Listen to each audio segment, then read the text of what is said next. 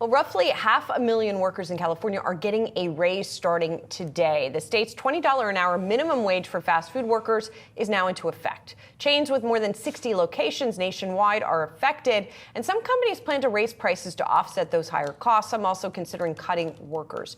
Joining us now is a franchise owner in California, Alex Johnson. He owns 10 Auntie Anne's and Cinnabon franchises in the San Francisco Bay Area specifically. Alex, thank you so much for joining us.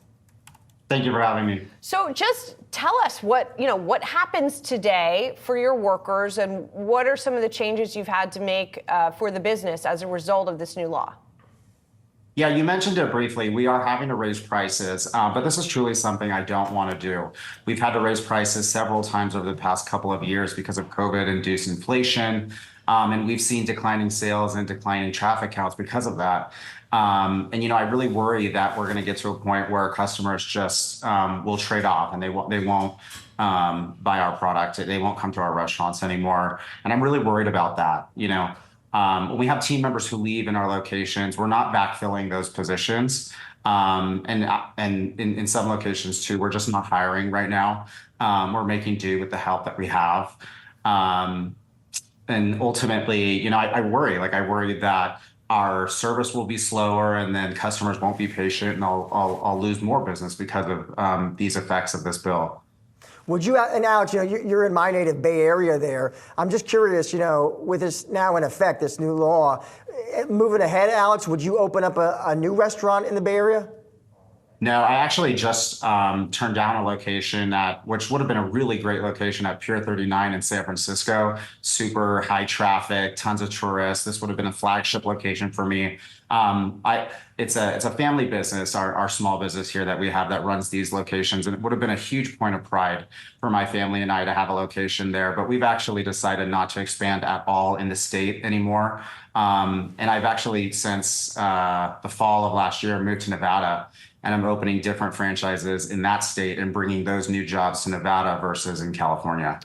Alex, the workers that are there who are getting this raise, is their morale better because they're going to be making more? Do you think you're going to be able to even get better performance from them because they are making a better living?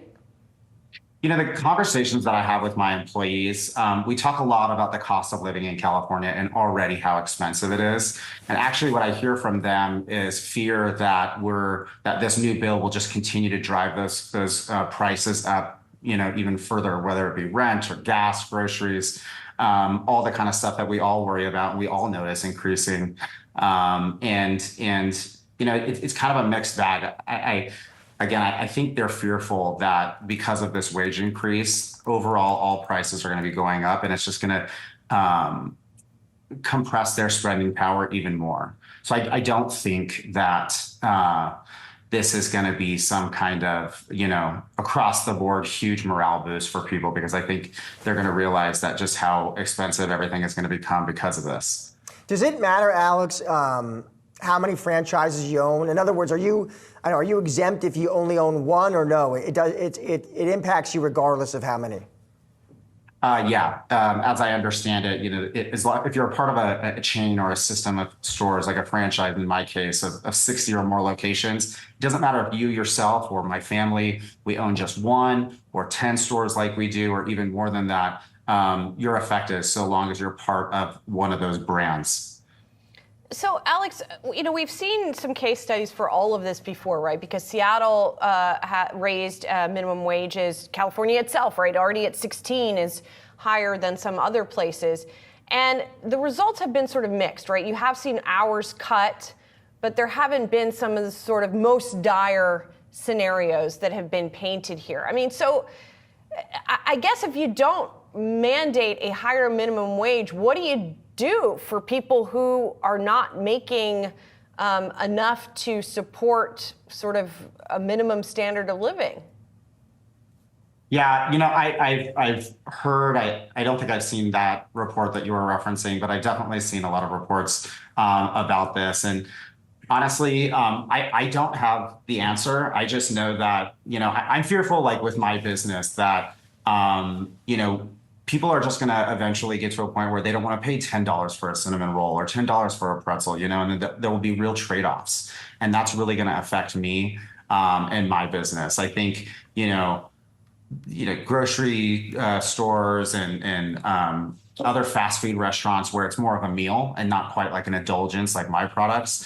I think there will be more price elasticity there for folks. But I don't know. I'm just a small business owner. I just want to do right by my people, treat them fairly, pay them as much as I can. I certainly don't have the answers on, how to solve this problem at large, but all I can control is my relationship that I have with my employees. And like I said, my family and I, we treat them really well and we pay them as much as we can. Alex, thank you so much for joining the show today. Appreciate your time and insight. Thank you. My pleasure.